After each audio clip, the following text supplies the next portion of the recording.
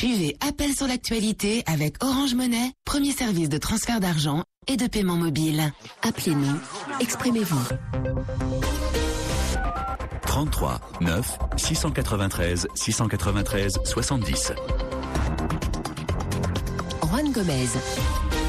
L'ancien chef de la junte guinéenne serait-il persona non grata dans son pays? En tout cas, mercredi dernier, Moussa Dadis Camara a tenté de mettre fin à son exil forcé au Burkina Faso, mais l'avion qui le transportait a tout simplement été interdit de faire escale en Côte d'Ivoire. L'appareil a été dérouté vers le Ghana et une fois à Accra, Moussa Dadis Camara a été empêché de prendre un autre avion à destination de Conakry. L'ex-chef de la junte a donc été contraint de retourner à la case départ, c'est-à-dire à Ouagadougou, où il vit en exil forcé depuis maintenant 5 ans. Alors, qui a donné l'ordre de détourner cet avion qui transportait Moussa Dadis Camara? Son entourage soupçonne les autorités guinéennes de vouloir bloquer son retour pour l'empêcher de se présenter à l'élection présidentielle du mois d'octobre.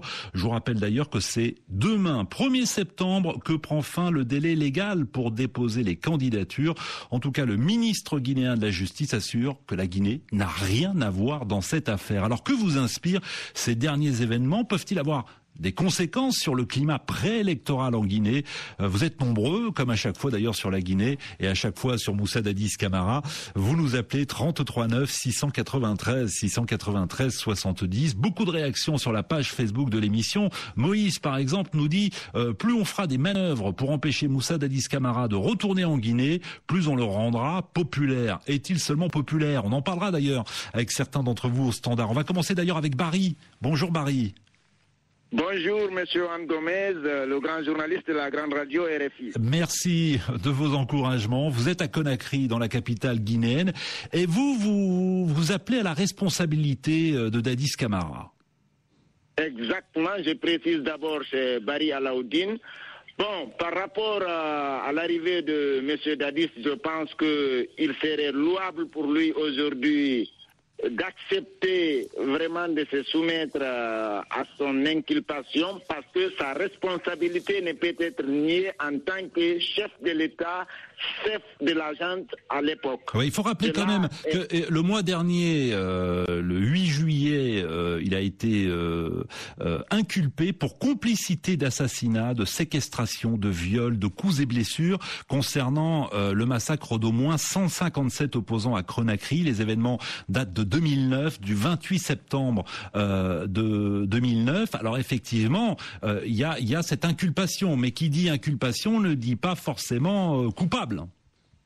Exactement, ce n'est que la procédure normale. Mais imaginez, M. Wan, si on laisse Dadis revenir et qu'on étale des tapis rouges pour quelqu'un qui est inculpé, où est parti l'état de droit? Où est partie la justice? Parce que si nous voulons bâtir un état démocratique et émergent, il faut qu'on accepte qu'il y ait des institutions fortes. Aujourd'hui, la justice guinéenne est en train vraiment d'affirmer une fois de plus dans l'histoire sa force et son indépendance. Je pense que nous devons la laisser faire le travail comme il faut. Mais Barry, excusez-moi, ce n'est pas la justice guinéenne qui a donné l'ordre au commandant de bord de cet avion qui transportait Moussa Dadis Camara de ne pas atterrir en Côte d'Ivoire et d'aller atterrir au Ghana et d'empêcher ensuite Moussa Dadis Camara de continuer le voyage vers Conakry. Exactement, c'est pourquoi j'ai dit qu'il serait difficile à défendre de la part de Côte d'Ivoire de laisser quelqu'un qui est poursuivi pour crime contre l'humanité dans son pays d'atterrir en Côte d'Ivoire pendant que la Côte d'Ivoire même aujourd'hui est en train de trimballer d'autres anciens dignitaires du régime de Gbagbo pour les mêmes faits et les mêmes infractions. Donc c'est Barry, c'est donc la Côte d'Ivoire qui a donné l'ordre. Tout partirait de la Côte d'Ivoire, selon vous? Exactement, étant un État indépendant et respectueux du statut de Rome, parce que la Côte d'Ivoire vient de ratifier le statut de Rome. Je pense que ça relève de leur compétence de dire que quelqu'un qui est poursuivi de faits et des crimes contre l'humanité ne doivent pas atterrir dans leur territoire. Je pense que c'est tout à fait normal et logique. Ce n'est qu'une façon de défendre cette logique et de l'image reluisante de la Côte d'Ivoire. D'accord, donc c'est votre analyse personnelle. En même temps, l'entourage de Moussa Dadis Camara est convaincu que ce sont les autorités guinéennes qui ont passé un coup de fil aux autorités ivoiriennes pour empêcher évidemment que cet avion atterrisse à Abidjan et permettre ainsi donc à Moussa Dadis Camara de poursuivre son voyage jusqu'à Conakry où, rappelons-le tout de même, des centaines de partisans l'attendaient déjà à l'aéroport de Conakry. Merci Barry d'avoir lancé le débat. Fatou, bonjour. Bonjour Juan Gomez. Bienvenue sur l'antenne d'RFI. Est-ce que vous partagez l'analyse exprimée à l'instant par Barry ? Oui, en fait, je pense que pour la première fois que quelqu'un qui est inculpé par la justice de son pays veuille revenir pour répondre, c'est une première. Habituellement, les gens fuient leur pays parce qu'ils ont des démêlés avec la justice. On l'inculpe, il dit je suis prêt à venir répondre des accusations qui pèsent sur moi. Alors je suis prêt à venir répondre des accusations, mais aussi je veux prendre une part active à l'élection présidentielle. Je veux même être candidat à cette élection présidentielle. C'est ce qu'il a dit ces dernières semaines et ces derniers mois lors de plusieurs conférences de presse. C'est-à-dire qu'il ne venait pas juste pour répondre à la justice, il venait également pour poser un acte politique. Oui, pour poser un acte politique. Maintenant, selon les soupçons qui pèsent sur lui, il y a une cour constitutionnelle qui est là, qui est chargée de valider ou d'invalider une candidature. C'est à cette cour constitutionnelle de juger irrecevable ou recevable sa candidature. On a vu le Sénégal qui a investi Karim Ouad, qui est en prison comme candidat à l'élection présidentielle pour le PDS. Où est le problème lorsqu'un autre qui n'est même pas encore accusé, qui est en stade d'inculpation, dise je veux me présenter et qu'on lui pose des problèmes. De toutes les façons, puisqu'on a dit que la Guinée va gérer l'affaire du 28 septembre au niveau des juridictions locales, il faut bien laisser Dadis venir répondre de ses actes, puisqu'il est prêt à le faire. C'est pas au Burkina qu'on va le juger et ce n'est nulle part ailleurs qu'en Guinée ou à la CPI.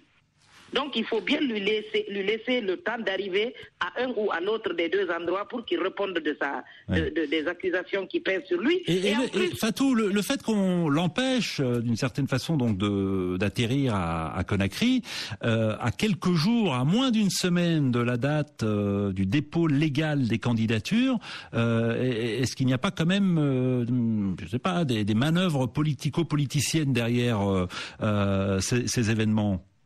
Oui, il y a certainement que c'est des manœuvres politiciennes parce qu'en 2010, Dadis a appelé ici publiquement à voter pour le RPG Arc-en-Ciel. Pendant les élections législatives, il a appelé publiquement ici à voter pour le RPG Arc-en-Ciel. Si maintenant il s'est fait abuser avec des promesses non tenues de dire nous allons te ramener, il s'est rétracté pour aller ailleurs.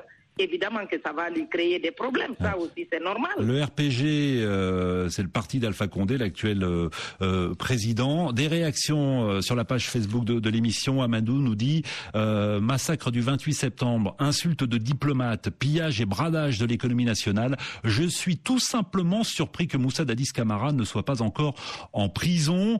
Kwasi estime lui que Dadis Camara ne peut pas apporter quelque chose de nouveau à la Guinée, surtout qu'il a déjà fait ses preuves quand il était à la tête de la junte. Cependant, je pense qu'il faut laisser le peuple guinéen faire son choix et éviter les manigances qui plongeront le pays dans une crise, nous dit donc cet auditeur sur la page Facebook de l'émission. 33 9 693 693 70. Avec nous au téléphone, Macabaldé, bonjour.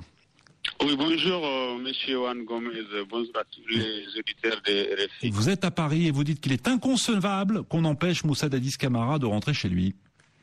Bon, je pense que, avant tout, d'abord, Dadis Camara est un citoyen guinéen.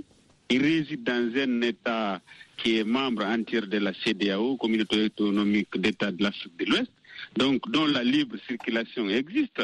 Donc je ne vois pas de problème qui se pose à ce niveau. À partir du moment que la Guinée fait partie de la CEDEAO et que Dadis a un passeport de la CEDEAO, et même s'il est inculpé par la justice guinéenne, ça ne veut pas dire qu'il est coupable. Normalement, les autorités devraient le laisser rentrer puisqu'il est citoyen guinéen et la justice guinéenne devrait faire son travail. Mais on l'empêche de venir puisque je pense que ce dossier du 28 septembre, il faut le rappeler, c'est un dossier très profond puisque d'autres même accusent certaines personnes qui sont aux affaires actuellement d'être des gens qui ont manipulé le 28 septembre. Donc il y a plusieurs spéculations qui coulent par rapport à ces dossiers. Donc, vu tout ça, Dadis a accepté de revenir dans son pays. Moi, je ne suis pas un partisan de Dadis, je suis vice-président d'un parti d'opposition, mais ce qui reste clair et précis, c'est que Dadis doit rentrer, c'est en Guinée qu'on doit le juger, c'est pas au Burkina Faso. Ouais. Il est en exil forcé. Là, c'est les autorités qui l'empêchent de rentrer carrément. Vous dites que vous êtes vice-président d'un parti de l'opposition, lequel ? Le NFD, Nouvelle Force Démocratique, qui est présidé par l'honorable Mokhtar Diallo. D'accord. Bon, écoutez, merci d'avoir appelé. Bonne journée en région parisienne. Fodé, bonjour. Bonjour. Bienvenue sur notre antenne, vous êtes à Conakry. Et pour vous, le retour manqué de Moussa Dadis Camara est un non-événement. C'est un non-événement. Ici, nous sommes préoccupés par d'autres choses. Nous sommes préoccupés par la fin de Ebola et par ces élections qui font à l'horizon. Je crois que tous les candidats sérieux ont déjà déposé leur dossier de candidature. Dadis vient juste pour semer le trouble.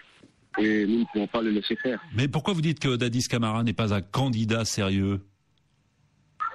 Ce n'est pas un candidat sérieux. Imaginez-vous, il était dans les bonnes grâces du Burkina Faso à l'ère Blaise Compaoré et il n'a pas demandé en ce moment-là de rentrer dès lors que Blaise Compaoré n'est plus au pouvoir et que lui, il ne bénéficie plus de toutes ces largesses. Il demande curieusement de rentrer. Ouais. Donc il y a assez d'hypocrisie dans ces démarches. Mais quand Makabaldé, le précédent auditeur, disait mais Moussa Dadis Camara est un Guinéen comme les autres, il a le droit de revenir dans son pays, c'est un point incontestable, il a le droit de revenir dans son pays. Je ne suis pas d'accord, il n'est pas un Guinéen comme les autres, il était le chef de la junte quand plus de 154 Guinéens ont été tués par balle. Donc on ne peut pas dire qu'il est un Guinéen comme les autres, il est un Guinéen qui a du sang sur la main.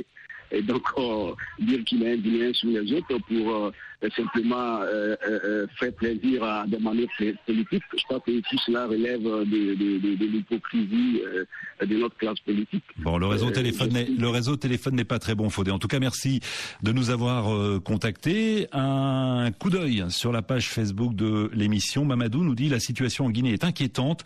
J'ai peur des conséquences que prendra cette décision d'empêcher Dadis Camara de se présenter. Ce monsieur, dit-il, a beaucoup de partisans aussi bien en Guinée qu'en dehors. Alors effectivement, il bénéficie encore d'une certaine popularité, notamment en Guinée forestière, et pour cause. La Guinée forestière, c'est sa région d'origine. Bonjour Honoré. Bonjour Juan Gomez, bonjour à tous les auditeurs de RFI. Bienvenue, vous êtes à Conakry également, dans la capitale guinéenne. Que vous inspirent ces derniers événements ? Le retour raté de Moussa Dadis Camara, c'est une bonne nouvelle, une mauvaise nouvelle, qu'en pensez-vous ? Monsieur Juan Gomez, depuis que cette arrivée de M. Moussa Dadis Camara est annoncée, le président Alpha Condé dit ne pas vouloir faire de commentaires là-dessus. Mais je lui dis que quand la vie de 150 passagers d'Air Burkina est mise en danger à cause d'une seule personne, il y a vraiment de quoi s'inquiéter.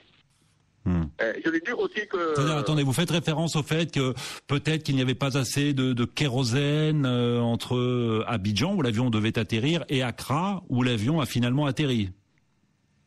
Oui, Juan, cet avion qui est venu juste pour atterrir à Abidjan n'a pas pu atterrir, mais il ne pouvait plus retourner à sa base au Burkina Faso. Non, il a d'abord atterri à Accra, donc voilà, c'est quelques kilomètres tout de même malgré tout. Et effectivement, les avocats de Moussa Dadis Camara vont porter plainte puisqu'effectivement, ils affirment que la vie de tous les passagers finalement a été mise en danger en raison donc de la décision prise de dérouter l'avion vers le Ghana. Bref, fermons la parenthèse parce que je n'ai pas suffisamment d'éléments moi sur la quantité exacte de kérosène dans l'avion au moment de cet incident. Au-delà de ça, que retenez-vous de cette affaire, vous, Honoré ? Oui, je dis donc que M. Alpha Condé a toutes les raisons de s'exprimer là-dessus, parce que chaque fois, il a toujours dit qu'il ne fait pas de commentaires.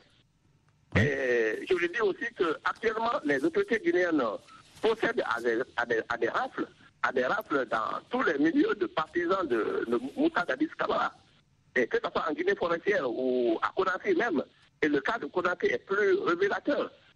Et actuellement, c'est-à-dire qu'actuellement, vous dites que les partisans de Moussa Dadis Camara seraient inquiétés par les autorités, qu'il y aurait des interpellations. C'est ce que vous dites, Honoré. Oui, carrément, il y a des interpellations. Avant le mercredi dernier où cette arrivée a été avortée, et même le mercredi et après. Ouais. Donc à partir de ces éléments-là, vous dites que le chef de l'État, Alpha Condé, doit s'exprimer. C'est vrai qu'il refuse. Il s'est refusé à tout commentaire sur le retour manqué de Dadis Camara. Il a d'ailleurs tenu une conférence de presse jeudi dernier. Il a dit « Je ne commande pas l'histoire de Dadis. Voilà, Dadis est un homme libre. Je ne commande pas et je ne suis pas le président de la Côte d'Ivoire. La Côte d'Ivoire est un État souverain. Si ce pays a donc décidé de dérouter l'avion vers le Ghana, c'est que le pays avait ses bonnes raisons. Grady, bonjour. Bonjour la RFI. Vous êtes à Brazzaville au Congo. On vous écoute. Exactement, je suis à Brazzaville, Congo. Allez-y. Pardon? Allez-y, Grady, si vous avez des choses à dire. Oh, oui. À propos de Moussa Dadis Camara, je m'aurais voulu intervenir comme ceci. Bon, lorsque ces éléments ont eu à commettre des massacres Bon, écoutez, le réseau se dégrade et j'ai un peu l'impression que vous savez pas trop par où commencer. On va vous retrouver dans un instant, c'est promis. J'accélère un peu parce qu'il y a beaucoup de monde au standard et il nous reste 5 minutes, à peine. Paul Aimé, bonjour. Oui, bonjour Juan, bonjour à tous. Vous nous avez envoyé un courrier électronique avec votre numéro de téléphone, on vous a donc rappelé. Vous êtes convaincu, vous, que Moussa Dadis Camara veut perturber l'élection présidentielle du mois d'octobre? Certainement. Parce que en 2009, il avait pris le pouvoir par la force.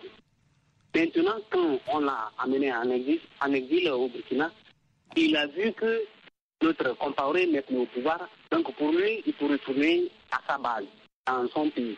Actuellement, moi je trouve qu'il est persona non grata. Il ne faut pas que les autorités guinéennes l'acceptent dans ce pays. Puisque quand il veut... Oui. Excusez-moi, honnêtement, bon, on n'a pas de chance, tout allait bien jusqu'à maintenant, mais les deux appels qui viennent de se succéder à l'antenne, les liaisons étaient trop mauvaises, donc j'ai du mal évidemment à vous comprendre, et je me mets à la place évidemment des auditeurs qui nous écoutent, et pourtant les techniciens font le maximum, évidemment, comme tous les matins. Farenta, bonjour. Oui, bonjour, Van Gomez. Ah, ça fait plaisir d'avoir une nouvelle ligne, une bonne ligne téléphonique. Vous êtes à Conakry. Que vous inspire donc le retour raté de Camara? Gomez, permettez-moi d'abord de dire que Moussa Dadis Camara continue de se considérer comme un citoyen ordinaire alors qu'il est un ancien chef d'État illégal en Guinée. Comment ça, illégal? Ancien chef d'État illégal. Oui, effectivement, putschiste, il a commis un putsch et ensuite il a dirigé la junte militaire pendant plus d'1 an. Tout à fait. Et son retour raté est à mon avis, une des manœuvres politico-politiciennes de la part du pouvoir de Conakry, et sous la complicité bien sûr de l'autorité de la Côte d'Ivoire, parce que tout simplement ils s'inscrivent dans une violation flagrante des accords de la CEDEAO qui portent sur la libre circulation des personnes et de leurs biens. Donc moi je crois que Dadis Camara est un citoyen guinéen, il devrait vraiment recevoir tous les honneurs pour revenir dans le pays. Mais pourquoi les autorités guinéennes auraient intérêt à empêcher son retour? Il y a deux choses à retenir. C'est que premièrement, Dadis Camara s'est porté candidat à l'élection présidentielle du 11 octobre 2015. Ouais, il a dit qu'il voulait être. Il ne s'est pas encore porté candidat. D'ailleurs, il ne pourra pas le faire puisque la date limite du dépôt des candidatures, c'est demain. Mais en tout cas, il a dit effectivement vouloir être candidat. Tout à fait. Il voulait l'être, ça c'est la première des choses. Et la deuxième des choses est qu'il a tenté de nouer une alliance électorale avec le candidat de Cellou Dalein Diallo, ce qui peut être, à mon avis, une menace politique pour le pouvoir en place. Donc il faut faire tout pour pouvoir l'empêcher à revenir dans le pays natal, alors qu'il est un citoyen guinéen. Donc pourquoi l'empêcher de venir? Donc moi je ne vois aucune raison pour la Côte d'Ivoire aussi d'empêcher l'avion d'atterrir sur le sol, parce qu'il n'y a pas un problème entre la Guinée et la Côte d'Ivoire. Nous avons vu récemment le Sénégal qui a fermé ses frontières aériennes et terrestres à la Guinée. C'était vraiment des raisons bien fondées, bien valables. Mais le cas de la Côte d'Ivoire, c'est vraiment des manœuvres politico-politiciennes. Il n'y a pas eu de réaction officielle de la part de la Côte d'Ivoire. Certains opposants ivoiriens, d'ailleurs, réclament des explications auprès des autorités. Merci à tous. Comme à chaque fois, vous avez été nombreux. Donc sur la Guinée, on aura l'occasion certainement d'y revenir dans les prochaines semaines, voire même de prolonger le débat dès maintenant sur la page Facebook de l'émission. Demain, on s'intéressera à une autre élection présidentielle, celle du 11 octobre, mais cette fois-ci au Burkina Faso, puisqu'on connaît désormais